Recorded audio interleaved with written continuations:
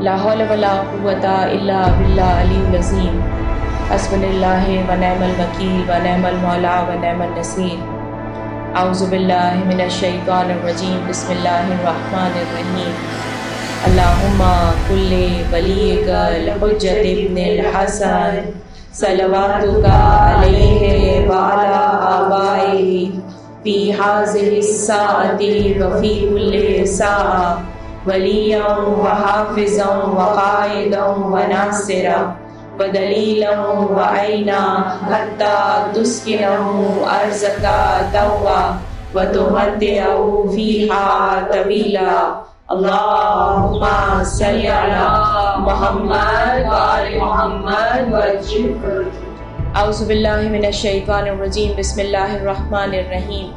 الحمد للہ رب العالمین والصلاة والسلام علی سید الانبیاء والمرسلین خاتم النبیین سیدنا نبینا شفیعنا طبیب قلوبنا ابی القاسم محمد. اللہم صلی علی محمد وآل محمد وعجل فرجہ. وأہل بیتہ الطیبین الطاہرین المعصومین المظلومین. اما بعد فقد وقال اللہ تعالی فی کتابہ المبین قولہ الحق. اعوذ باللہ من الشیطان الرجیم. بسم اللہ الرحمن الرحیم. اقرا. صلوات. اللہم صلی علی محمد وآل محمد وعجل فرجہ. جیسا کہ آپ سب لوگ جانتے ہیں کہ میری مجلس کا موضوع ہے اقرا، پڑھو، علم حاصل کرو. اب تک کی مجلس میں ہم لوگوں نے یہ جاننے کی کوشش کی تھی کہ رب کون ہے، رب نے خلق کیوں کیا ہے اور فخر عبادات کیا چیز ہے. کل جو میرا بیان تھا وہ بیان یہ تھا کہ اللہ تعالیٰ کو کون سی عبادت سب سے زیادہ پسند ہے، اللہ تعالیٰ کو کون سا عابد پسند ہے، اللہ کو کون سا نمازی پسند ہے، اللہ کو کون پسند ہے جو ہاتھ اٹھا کر دعا کرتا ہے اور جس کی دعا کو پروردگار عالم رد نہیں کرتا. تو ہم نے کچھ حکایات، کچھ واقعات اور کچھ احادیث سے اس کو سمجھنے کی کوشش کی. جو لوگ آج نئے آئے ہیں ان کے لیے ایک چھوٹا سا ریویو ہے کہ پروردگار عالم ان لوگوں کی عبادات کو فخر عبادت کہتا ہے جو اللہ کے سامنے عاجزی اور انکساری کرتے ہیں. جب دعا مانگتے ہیں تو پہلے اپنے گناہوں کو یاد کرتے ہیں. جب کوئی نیک اعمال کرتے ہیں تو دل کے اندر صرف اپنے رب کی رضی اور مرضی ہوتی ہے. اگر کوئی مدد کرنے جا رہے ہوتے ہیں تو یہ خیال دل میں نہیں لاتے ہیں کہ ہم اس پر احسان کر رہے ہیں، بلکہ وہ اس لیے کرتے ہیں کہ یہ کرنے سے میرا رب راضی ہو جائے. تو اب ہم انسان اگر ایسی کوئی بھی عبادت کر رہے ہیں جس میں دنیاوی دکھاوا ہے یا دنیا کے لوگوں کے سامنے خود کو بلند و بالا بنانا ہے یا دنیا کے لوگوں سے اس کا معاوضہ لینا ہے، تو پروردگار کہتا ہے کہ قیامت کے دن، محشر کے دن جب تم ظاہر ہو جاؤ گے تو میں صرف اور صرف ان لوگوں کی عبادت کا صلہ دوں گا جو کہ میرے لیے عبادت کرتے تھے. اگر ان کے دل میں ذرا برابر بھی دنیا تھی، دنیا کے لوگ تھے، تو وہ اپنی ساری عبادتیں جو دنیا میں کر کے آئے ہیں اس کا اجر و ثواب ان لوگوں سے جا کر لے. رسول خدا صلی اللہ علیہ وآلہ وسلم ارشاد فرماتے ہیں صلی علی محمد وآل محمد وعجل فرجہ. رسول خدا ارشاد فرماتے ہیں کہ جب میں اللہ تعالیٰ سے ملاقات کے لیے معراج پر جا رہا تھا تب میں نے چھٹے آسمان پر کچھ لوگوں کو عذاب میں مبتلا دیکھا. تو وہاں پر حضرت جبرائیل علیہ السلام سے کہا کہ یہاں 1 منٹ کچھ دیر تو رک جا. جبرائیل نے کہا کہ رسول خدا کیا دیکھنا چاہتے ہیں؟ کہا میں ان لوگوں کو دیکھنا چاہتا ہوں کہ جو شکل سے، اپنے حلیے سے، اپنی عادات سے تو متقی نظر آ رہے ہیں، لیکن پروردگار عالم انہیں کیوں عذاب میں مبتلا کر رہا ہے. اب رسول خدا اس چھٹے آسمان پر رک کر ان لوگوں سے ملاقات کرتے ہیں. وہاں پر ہر شخص گریہ و زاری کر رہا ہے، رو رہا ہے اور کہتا ہے کہ یا اللہ تو ایک موقع ہمیں دے دے تاکہ ہم واپس پلٹ آئیں اور جو غلطی کی ہے اسے درست کر لیں. رسول خدا نے فرمایا کہ تم سے ایسی کون سی غلطی ہو گئی ہے کہ تم دکھائی تو دیتے ہو, تمہارے ماتھے پر نماز کا نشان بھی ہے, لیکن کیوں تم اس جہنم کے چھٹے درجے میں موجود ہو؟ تب رسول خدا کو وہاں پر ایک آدمی نے کہا کہ جب ہم نماز پڑھتے تھے اور سجدہ کرتے تھے تو ہمارا دھیان دوسرے کے مور سجدہ پر ہوتا تھا. جب ہم وضو کرتے تھے تو اپنے وضو کو درست کرنے کے بجائے ہم دوسروں کے وضو پر دھیان دے رہے ہوتے تھے. جب ہم نماز پڑھ رہے ہوتے تھے تو ہمارا حجاب, ہمارا پردہ ٹھیک ہے یا نہیں, اس کو سوچنے کے بجائے ہم سامنے والے نمازی کے پردے کو دیکھ رہے ہوتے تھے. اس لیے آج ہمارے رب نے یہ کہا کہ تو نے نماز تو ضرور پڑھی, تو نے وضو تو ضرور کیا, تو مسجد تو ضرور آیا, تو نے سجدہ بھی ادا کیا, تو نے سارے واجبات کیے, لیکن میری دربار میں ایسی نماز قبول نہیں ہے. نماز اس عابد کی قبول ہے جس طرح علی مرتضیٰ نماز پڑھا کرتے تھے کہ خنجر لگ گیا مگر سجدے میں صرف اپنے رب کو یاد کر رہے تھے. جب ہم بھی نماز پڑھیں تو پورا دل ہمارا ہمارے رب کے ساتھ ہونا چاہیے. جب مصلی پر آ جائیں تو سارے خیالات ذہن سے نکل جانے چاہیے. اب رسول خدا معراج پر چلے گئے, واپس آ گئے. اب جب اپنے صحابیوں کے پاس بیٹھے تو انہوں نے یہ تعلیم دی کہ جب اپنے مصلی پر جاؤ تو جب اللہ کی حمد شروع کرتے ہو تو اپنے اللہ کی حمد شروع کرنے سے پہلے اس رب کو جان لو. ہم کسی بڑے آدمی سے متاثر ہو جاتے ہیں. اگزامپل, آغا سیستانی سے بہت سے لوگ متاثر ہیں. اگر آپ آغا سیستانی کے سامنے جائیں, وہاں ان کے سامنے بیٹھیں, ان سے گفتگو کریں, تو کیا ایسا ممکن ہے کہ بات تو آپ آغا سیستانی سے کر رہے ہیں لیکن دھیان آپ کا کہیں اور ہو؟ ہم سب اس وقت آغا سیستانی کے سامنے بیٹھ کر انہیں ہی دیکھ رہے ہوں گے, انہیں ہی سن رہے ہوں گے, اور ہمارا ذہن انہیں ہی سوچ رہا ہوگا. تو میرا رب, میرا خدا, میرا اللہ یہی سکھاتا ہے کہ جب میرے سامنے آ کر بیٹھو تو مجھے ہی دیکھو, مجھے ہی سنو, مجھے ہی سوچو. جو ایسی عبادت کرے گا, پروردگار عالم کہتا ہے کہ یہ فخر عبادت ہے. اب یہ طے ہمیں کرنا ہے کہ ہمیں فخر عبادت کرنی ہے یا ان لوگوں کی طرح جو معراج پر چھٹے درجے پر جہنم کے موجود تھے, یعنی ضائع ہو جائے گی ہماری ساری عبادت. تو بہتر نہیں ہے کہ اپنی عبادت کو ہم جنت کے 7ویں درجے پہ جیسے لوگ عبادت کرتے ہیں اس طرح سے کرنا شروع کر دیں. تو کل میں نے آپ کو فخر عبادت کو سمجھایا تھا کہ یہ جو مجلس ہے نا, یہ بہت بڑا ایک ہمارا ادارہ ہے, اکیڈمی ہے.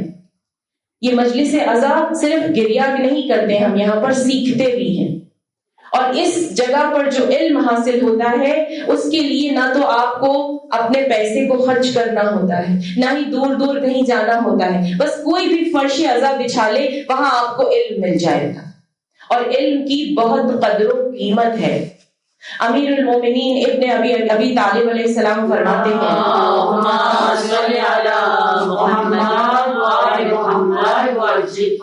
نہج البلاغہ میں ارشاد فرماتے ہیں کہ علم حاصل کرو. علم حاصل کرنا عقل کی دلیل ہے.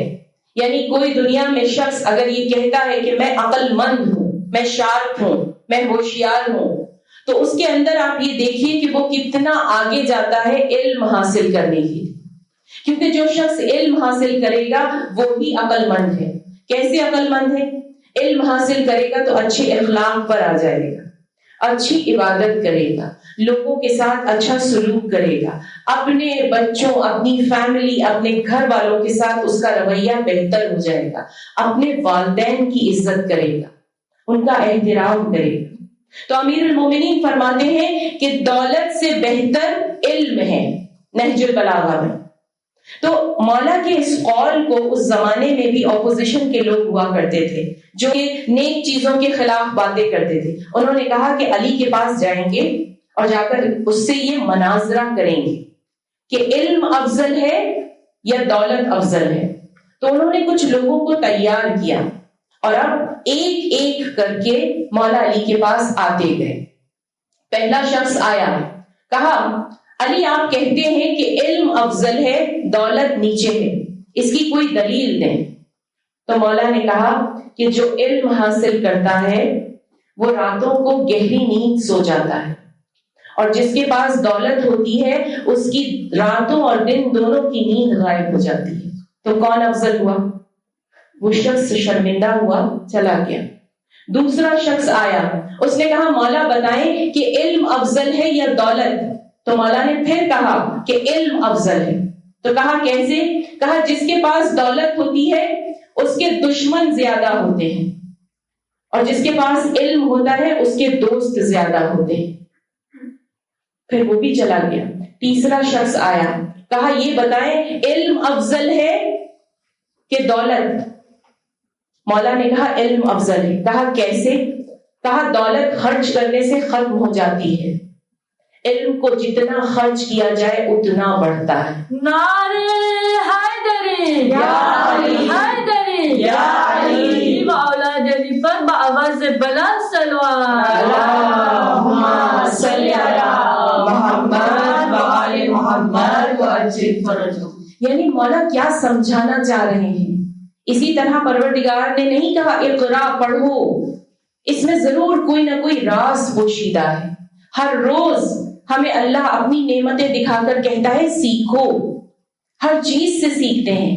ایک چھوٹا سا کام دنیا میں کوئی آپ شروع کریں، آپ دیکھیں ہر روز سیکھتے ہیں، کام آپ کو سکھاتا جاتا ہے۔ اسی طرح جب آپ علم حاصل کرتے رہیں گے تو وہ علم آپ کو روزانہ کچھ نہ کچھ سکھاتا جائے۔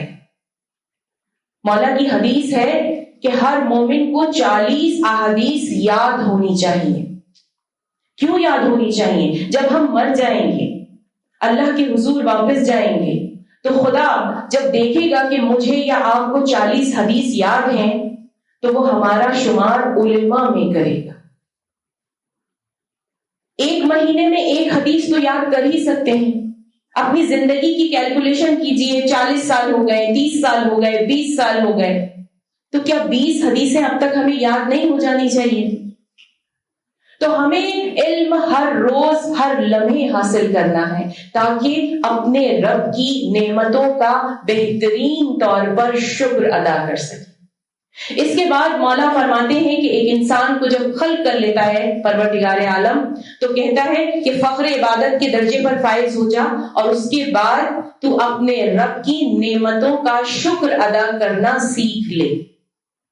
امام جعفر صادق علیہ السلام فرماتے ہیں اللہم صلی علی محمد و آل محمد وعجل فرجہم۔ امام جعفر صادق علیہ السلام فرماتے ہیں کہ حضرت موسیٰ کو اللہ تعالیٰ نے وحی نازل کی اور کہا کہ اے موسیٰ تم میری نعمتوں کا شکر ادا کرو، میری نعمتوں کا شکریہ کرو۔ تو حضرت موسیٰ نے گریہ کیا، رونے لگے۔ تو رب نے کہا کہ کیوں تو گریہ کرتا ہے؟ کہا یا رب میں تیری نعمتوں کا شکر کروں، یہ توفیق یہ نعمت بھی تو تو نے دی ہے، میں تیری کس کس نعمتوں کا شکر ادا کروں؟ یعنی ہم میں سے جو لوگ کہتے ہیں کہ ہم اپنے رب کا شکر ادا کرتے ہیں، یہ بھی ہم اللہ کا شکر نہیں کرتے۔ اس نے ہمیں یہ توفیق دی کہ ہم اس شکر کے درجے پر پہنچ جائیں۔ دین کو ڈیپ میں جا کر سمجھنے کی کوشش کیجیے، بہت آسان اور بہت ہی دل میں بس جانے والی چیز ہے۔ جب ہمارے سامنے کوئی عالم، کوئی ذاکرہ، کوئی معلمہ تقریر کرتی ہے تو ہم اس وقت اس لمحے کو سوچ رہے ہوتے ہیں۔ گھروں میں جا کر اس تقریر کو سوچئے، اس کے پہلوؤں کو سوچئے، اس میں آپ کو اپنے رب کی نعمتیں نظر آنا شروع ہو جائیں گی۔ اب ہمارے امام فرماتے ہیں کہ نعمتوں کا شکر کرنے کے لیے سب سے پہلے تمہیں اپنے رب کے پاس جا کر اس کے مصلی پر جا کر سجدے کی حالت میں اسے پکارنا ہوگا۔ سارے انبیاء کہتے ہیں نا کہ لمبے لمبے سجدے کیا کرتے تھے، تمام مجتہد اتنے لمبے سجدے کرتے تھے کہ ٹھنڈی کے دنوں میں ان کی پیٹھ پر برف جم جاتی تھی۔ کیوں کہا ہے؟ جب آپ ایسے دعا مانگتے ہیں تو ایسا لگتا ہے کہ خدا سے بھیک مانگ رہے ہیں، لیکن جب آپ اس کے سامنے جھک جاتے ہیں، سجدے میں چلے جاتے ہیں، تو رب کہتا ہے یہ مجھ سے محبت کرتا ہے۔ کبھی چھوٹے بچے کو دیکھا ہے؟ پہلے وہ ضد کرتا ہے، یوں مانگتا ہے، جھنجھوڑے گا آپ کو، لیکن جب آپ اس کی بات بالکل نہیں مانتے ہیں تو وہ آپ کے پیروں میں لپٹ جاتا ہے۔ ہمیں بھی اپنے رب کو راضی کرنے کے لیے ایک بچے کی طرح اس سے مانگنا پڑے، تب جا کے وہ ہمارے پاس ہمارے گھروں میں ہم پر نظر کرم کرنا شروع کر دے۔ اور یہ توفیق نعمت ہے کہ اللہ ہمیں دعا کی توفیق عنایت فرما دے۔ ہماری شکایت ہے کہ دعا قبول نہیں ہوتی، مگر ہمیں شکایت سے پہلے یہ دیکھنا ہے کہ کیوں قبول نہیں ہوتی۔ اللہ بہت غفور الرحیم ہے، وہ کہہ رہا ہے مجھ سے مانگو میں تمہیں عطا کروں گا، لیکن اس کی کچھ شرائطیں ہیں۔ وہ کہتا ہے جو میں نے میرے حبیب کو دے کر بھیجا تھا، جو دین دے کر بھیجا تھا، اس پر عمل کرو، میں تمہاری دعائیں قبول کروں گا۔ اب امام کے پاس ایک شخص آتا ہے، امام محمد باقر علیہ السلام، اللہم صلی علی محمد وآل محمد وزد فرجہ۔ امام کے پاس ایک شخص آتا ہے اور آ کر کہتا ہے کہ یا امام، میں اللہ کی عبادت کرتا ہوں لیکن نافرمانی بھی کرتا ہوں۔ تو امام نے کہا کہ تو توبہ اور استغفار کر۔ تو اس نے کہا کہ میں توبہ اور استغفار کرنا چاہتا ہوں، مگر جب میں ایسا سوچتا ہوں تو مجھے خیال آتا ہے کہ وہ فلانا شخص بھی تو وہی کر رہا ہے، تو کیوں اللہ کی نعمتیں اسے مل رہی ہیں؟ ایسا ہمارے ساتھ بھی ہوتا ہے۔ ہم اپنی بچیوں کو اگر کہیں کہ بیٹا پردہ کرو تو وہ کہتی ہیں کہ وہ دوسری لڑکی بھی تو نہیں کرتی ہے۔ ہم اگر اپنے بچوں کو کہیں کہ نماز پڑھو تو وہ کہتے ہیں کہ وہ ہمارا فلانا فرینڈ بھی نماز نہیں پڑھتا۔ ہم اگر کہیں کہ ہمارے ساتھ ماتم میں آؤ تو وہ بچے ہمیں کہتے ہیں سامنے سے کہ دوسرا تو وہ یہ کر رہا ہے۔ تو قرآن یہ ہمیں بتا رہا ہے کہ جو زیادہ لوگ کر رہے ہیں یہ اصل میں حقیقت میں صحیح لوگ نہیں ہیں۔ کیوں؟ مباہلہ اپنے ذہن میں رکھیے گا۔ کثیر تعداد جو تھی وہ منافقوں کی تھی، صرف 4 لوگ تھے، رسول خدا، مولا علی، امام حسن، امام حسین اور بی بی فاطمہ۔ 5 کے سامنے ایک پورا لشکر تھا۔ تو اس بات کی گواہی ہے کہ جو لوگ زیادہ کوئی کام کر رہے ہیں وہ ٹھیک کام نہیں ہے۔ کوئی مجھ سے آ کر کہے کہ نہیں فلانی آنٹی، فلانی مولیانی تو بے حجاب نماز کے فتوے دیتی رہتی ہیں اور مجلسیں بھی پڑھتی ہیں اور ساری دنیا میں وہ آ جاتی ہیں، آپ بھی آ جائیں، تو میں کہوں گی کہ میرا مجتہد، میرا امام، میرے اہل بیت اس بارے میں کیا کہتے ہیں۔ پھر میں بیٹھ کر سوچوں کہ زینب جانتی تھی کہ حبیب ابن مظاہر امام حسین کے دوست ہیں، رشتے دار ہیں، مگر پھر بھی حجاب میں تھی۔ اور جب امام حسین کو قتل کیا جا رہا تھا تب بی بی پردے سے باہر آئی تھی، تو حسین نے کہا تھا کہ فوراً پردے میں چلے جاؤ۔ اور پھر جب زور زور سے علی کی شہادت پہ گریہ ہو رہا تھا تو مولا علی نے یہ کہا تھا کہ اپنی آوازوں کو بلند نہ کرو، کہیں کوئی سن نہ لے۔ ہمیں یہ سوچنا ہے کہ ہمارے اہل بیت ہمیں کیا سکھا رہے ہیں۔ اگر سب گناہ کر رہے ہیں تو ہم اس راستے پر چلنا نہ شروع ہو جائیں، اگر سب غلط کر رہے ہیں تو ہم اس راستے پہ چلنا نہ شروع ہو جائیں۔ حق و باطل کی پہچان ہم نے خود کرنی ہے، میں نے خود کرنی ہے۔ اگر میں لوگوں کی وجہ سے گناہ میں مبتلا ہو جاؤں گی تو اپنے رب کو اپنی قبر میں مجھے جواب دینا ہے۔ ہم سب کو اپنی اپنی قبر کو تیار کرنا ہے۔ تو کبھی اپنے ذہن میں یہ مت لائیے کہ جو سب کر رہے ہیں وہ صحیح ہے۔ صحیح وہی ہوتا ہے جو ہمارے رب نے ہمارے لیے طے کیا ہے۔ تو اپنے لیے توبہ و استغفار کے دروازے کو ہمیشہ کھلا رکھیں۔ لیکن رب کیا کہتا ہے؟ انسان کی منزلت کا جو یہ درجہ ہے، کہتا ہے کہ توبہ و استغفار اس کی قبول ہوتی ہے جو توبہ و استغفار کرتے وقت یہ طے کر لے کہ جو گناہ اس سے ہو گیا ہے آئندہ نہیں کرے گا۔ ہم کرتے ہیں تسبیح اٹھا کر توبہ استغفار، استغفر اللہ ربی واتوب علیہ، ذہن میں آتا ہے یہ گناہ کیا تھا، رب کائنات تو معاف کر دے، دوسرے دن اٹھتے ہیں پھر وہی گناہ کرتے ہیں۔ اللہ نے کہا ہے میں ایک مومن کو ایک گناہ کی 4 مرتبہ معافی دے سکتا ہوں۔ 4 مرتبہ کے بعد اگر وہ گناہ واپس دہراتا ہے تو اس کی معافی میں اسے نہیں دیتا، کیونکہ وہ استغفار عادتاً کر رہا ہے، مجھ سے خوف میں یا میری محبت میں نہیں کر رہا۔ تو ہم اگر کوئی گناہ کریں اور بار بار اس گناہ کو دہراتے جائیں تو یقین جانیے کتابوں میں لکھا ہوا ہے، عین الحیات کی کتاب کے اندر جو ہمارے مجتہد ہیں انہوں نے لکھا ہے کہ پھر گناہوں کی معافی نہیں ملتی ہے۔ تو اگر گناہ ہو گیا ہے اپنے رب سے معافی مانگے اور کہیں کہ میں آئندہ یہ گناہ نہیں کروں گی، تو پروردگار عالم آپ کو اس گناہ کی معافی دے دے گا۔ رسول خدا صلی اللہ علیہ وآلہ وسلم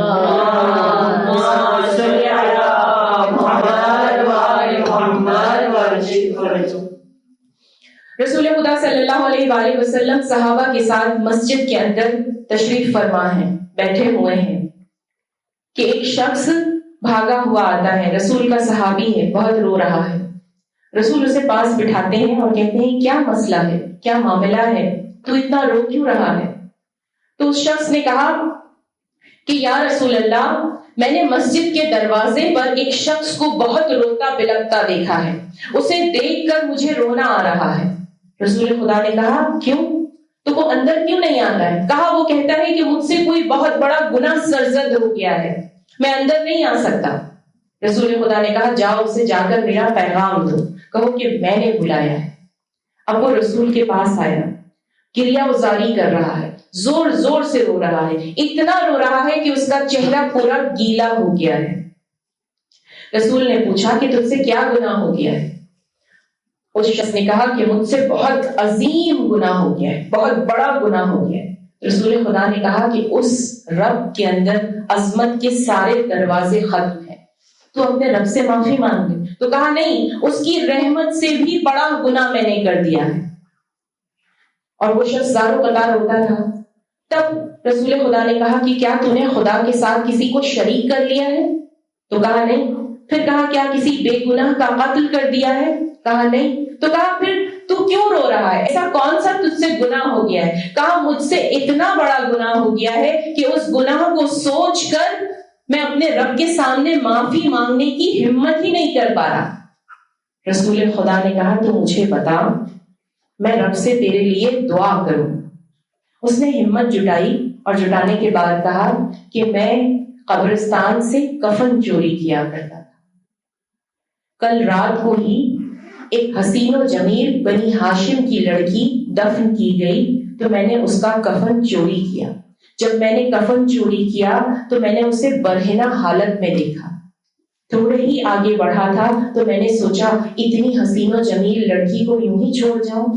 میں نے اس کے ساتھ مباح کیا، اور جیسے ہی مباح کر کے میں باہر نکلا اور تھوڑا آگے بڑھا تو وہ لڑکی کو اللہ تعالیٰ نے زندہ کر دیا، اور اس لڑکی نے کہا کہ تو نے میرے ساتھ بہت بڑا ظلم کیا ہے، میں تو مر گئی تھی، مجھے نہلا دھلا کر پاک کر کے اس قبر میں ڈالا گیا تھا، تو نے میرے ساتھ مباح کیا، اب اس نجس حالت میں تو بھی اللہ کے دربار میں شامل ہوگا جب ہم ملیں گے، اور میں بھی اسی طرح سے آؤں گی اور اپنے رب سے میں انصاف مانگوں گی۔ کہا اس لڑکی کی آواز میں اس قدر جوش تھا، اتنی خوفناک آواز تھی اس کی کہ تب سے میرا دل لگتا ہے کہ پھٹ جائے گا، اور میں ڈر گیا، خوفزدہ ہو گیا اور میں باہر آ گیا۔ تب سے مجھے ایسا ہو رہا ہے کہ میں نے کوئی بہت بڑا گناہ کر دیا ہے اور اللہ اب مجھے اس گناہ کی معافی نہیں دے گا۔ جانتے ہیں رحمت للعالمین رسول خدا اپنی مسند سے کھڑے ہو گئے اور کہا صحابیوں سے کہ اسے ہاتھ پکڑ کے اس دربار سے باہر نکال دو، کیونکہ اس نے اتنا بڑا گناہ عظیم کر دیا ہے کہ اگر عذاب نازل ہوا تو ہم سب اس عذاب میں شامل ہو جائیں گے۔ رسول خدا نے اسے بھگا دیا، نکال دیا۔ وہ شخص باہر نکل گیا، روتا رہا، گڑ گڑاتا رہا، چلاتا رہا، اپنے رب سے معافی مانگتا رہا، اور معافی کے الفاظ میں یہ کہتا رہا کہ اے میرے رب تو مجھے معاف کر دے، آئندہ میں ایسی کوئی چیز نہیں کروں گا، جو گناہ ہو گئے ہیں تو رحمان و رحیم ہے، تیرے رسول نے بھی میری معافی کروانے سے انکار کر دیا ہے۔ اگر تو مجھے معاف کر دے گا نا تو تیرا رسول خود میرے پاس آ کر مجھے اس کی بشارت دے گا۔ بہت دنوں تک وہ شخص پہاڑوں کے بیچ میں اللہ تعالیٰ سے توبہ و استغفار کرتا رہا۔ ایک رات رسول خدا کو وحی نازل ہوئی، پروردگار عالم نے کہا کہ تو نے اس شخص پر اپنے دروازے معافی کے بند کر دیے تھے، اگر وہ تیرے پاس نہیں آتا تو کہاں جاتا؟ تو جا، وہ فلانی جگہ پر اللہ کے سامنے گڑ گڑا کر معافی مانگ رہا ہے اور میں جانتا ہوں کہ اب اس کا دل پاک ہو گیا ہے۔ رسول خدا صحابیوں کے ساتھ پہاڑیوں کے بیچ میں گئے، وہاں جا کر دیکھا کہ اس نے اپنے ہاتھوں کو اپنے سر کے اوپر باندھ لیا ہے، اس کی آنکھیں اندر دھس گئی ہیں، دھوپ سے اس کا چہرہ جھلس گیا ہے۔ رسول خدا گئے، اس کے ہاتھوں کو نیچے اتارا، اس کے چہرے سے آنسوؤں کو صاف کیا اور کہا خدا نے تیری استغفار کو قبول کر لیا ہے۔ جانتے ہیں اس صحابی کو کتنا بڑا مرتبہ ملا؟ ہم سب جانتے ہیں، یہ حرکت حضرت بہلول نے کی تھی۔ ہم سب حضرت بہلول کو جانتے ہیں، آج ان کا کتنا بڑا مقام ہے۔ تو جب ایسے گناہوں کو پروردگار عالم توبہ و استغفار سے معاف کر سکتا ہے تو میرا خیال ہے کہ کم سے کم ہم مومن اور مومنات یہ گناہ تو سر انجام نہیں دے رہے ہوں، تو کیوں نہیں اپنے رب کی رحمت پر بھروسہ کر کے اپنے گناہوں کی معافی مانگ لیتے ہیں، کیونکہ گناہوں کی معافی ملے گی تب ہی جا کے آپ کا رب آپ کی دعاؤں کو قبول کرے گا۔ بر محمد والے محمد صلوات۔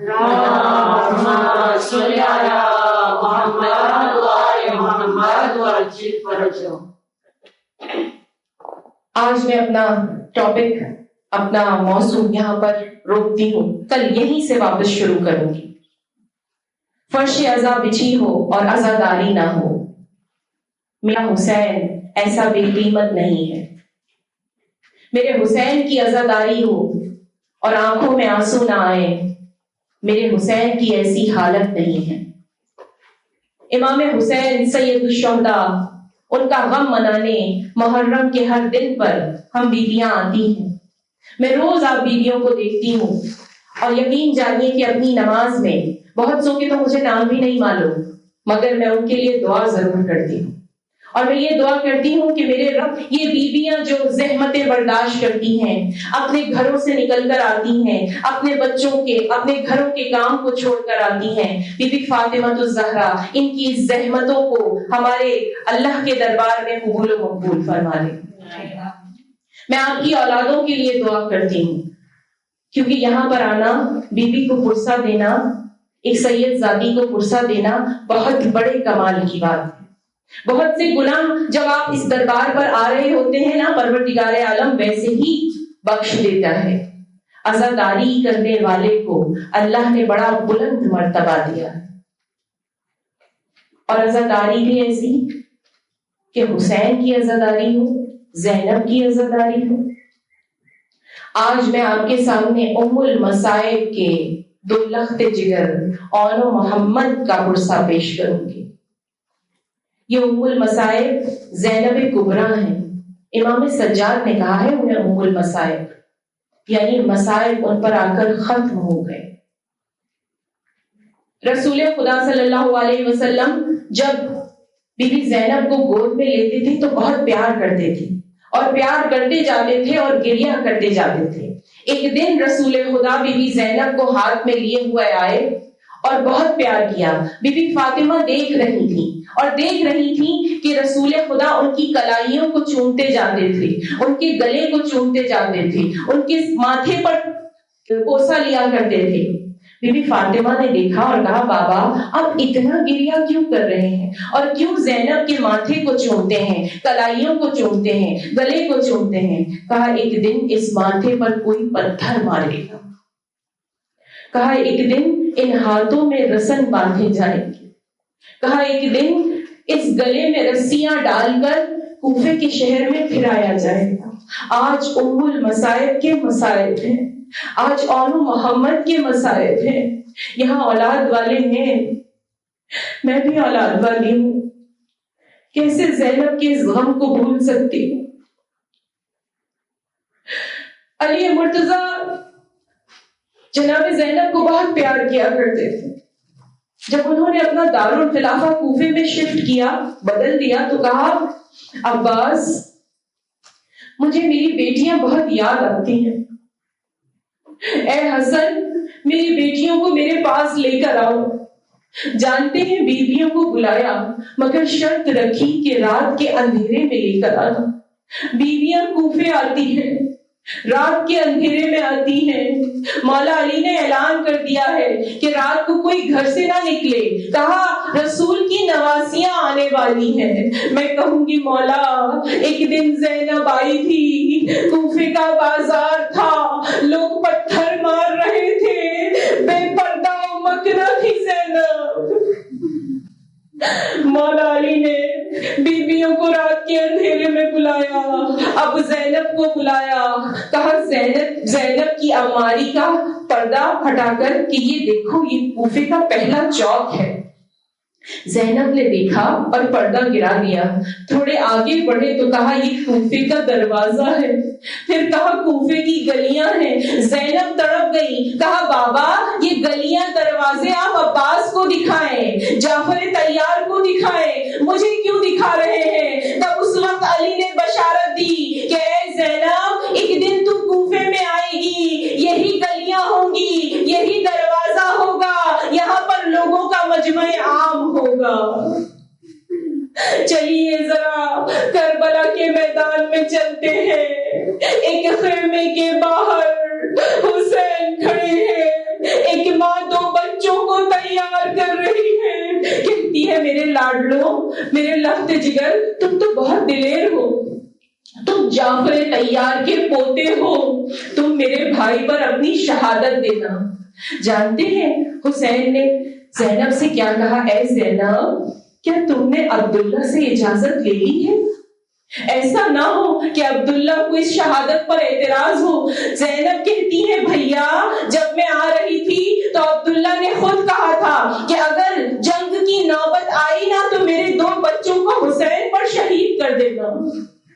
میں کہوں گی بی بی کیا مقام ہے آپ کا، آپ جیسی صابرہ بیٹی، آپ جیسی صابرہ بہن میں نے نہیں دیکھی. بیوی نے ایک مرتبہ بھیا سے کہا کہ اجازت دے. حسین نے اجازت دی. دونوں لخت جگر کو تیار کیا، زرہ پہنائی، ایک کو گھوڑے پر سوار کیا، ایک کو گھوڑے پر زینب نے سوار کیا. دونوں نے جنگ لڑی، بہت بہادری سے لڑے، لیکن یزیدی لشکر منافقوں کا لشکر تھا. ایک ساتھ حملہ کیا، کسی نے ایک کے سر پر گرز ماری، ایک کے سر پر نیزہ لگا. برداشت نہ کر سکے، آواز لگائی ماموں میری مدد کو آئیے. جب حسین دونوں کی لاشیں پر آئے تو ایک دنیا سے جا چکا تھا، ایک میں ذرا رمق باقی تھی.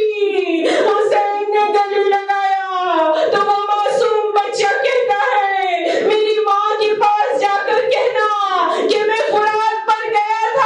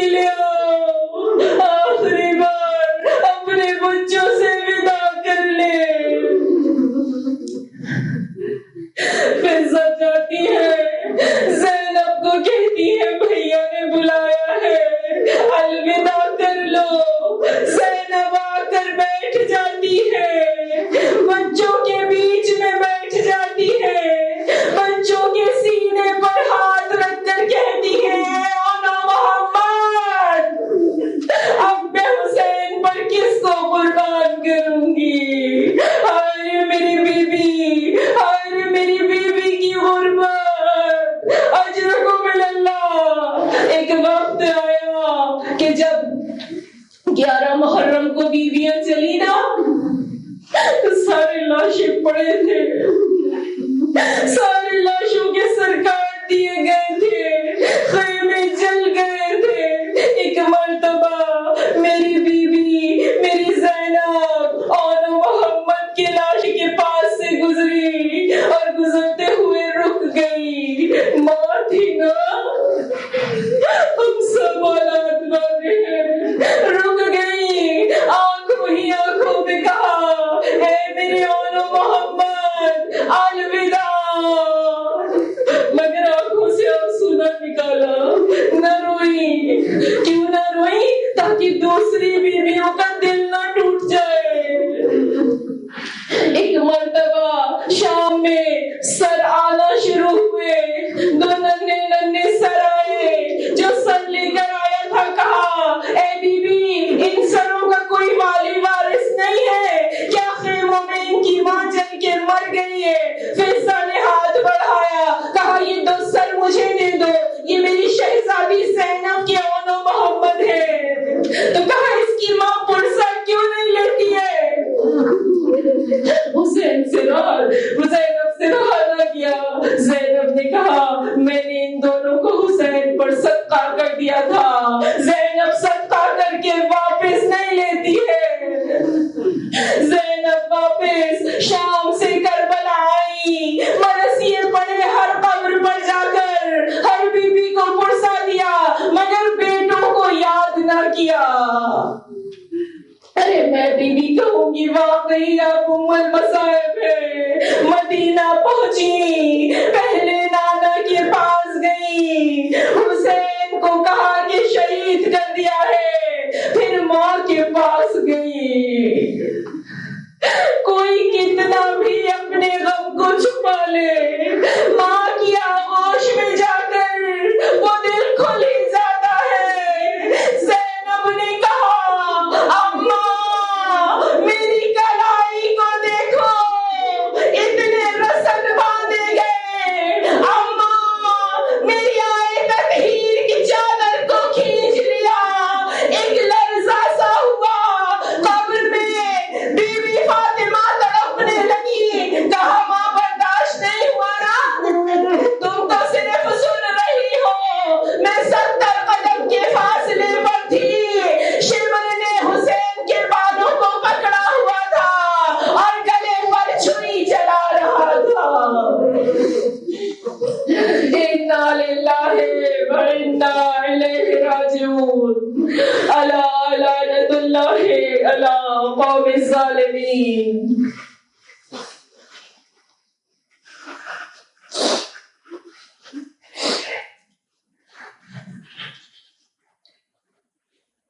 بار الہ تجھے واسطہ دیتے ہیں اور محمد کی قربانی کا اور محمد کی شہادت کا۔ پروردگار عالم ہماری اس قلیل سی عبادت کو قبول و مقبول فرما لے۔ بار الہ تجھے واسطہ دیتے ہیں جناب سیدہ کی چادر کا۔ پروردگار عالم ہمارے گناہوں کی مغفرت فرما دے۔ بار الہ جہاں جہاں جو بیمار ہے، بیمار کربلا کے صدقے میں، سید الساجدین کے صدقے میں، کربلا کے شہیدوں کے صدقے میں، پروردگار عالم سب کو شفا عنایت فرما دے۔ بار الہ یہاں پر جو جو مومنہ اپنی جائز حاجات لے کر آئی ہے، جناب زینب کے صدقے میں، جناب زینب کی تکلیفوں کے صدقے میں، پروردگار اس کی حاجت کو قبول کر لے۔ بار الہ امام زمانہ کے ظہور میں تعجیل فرما دے، ہمیں ان کے لشکر میں شامل فرما دے۔ ماتم حسین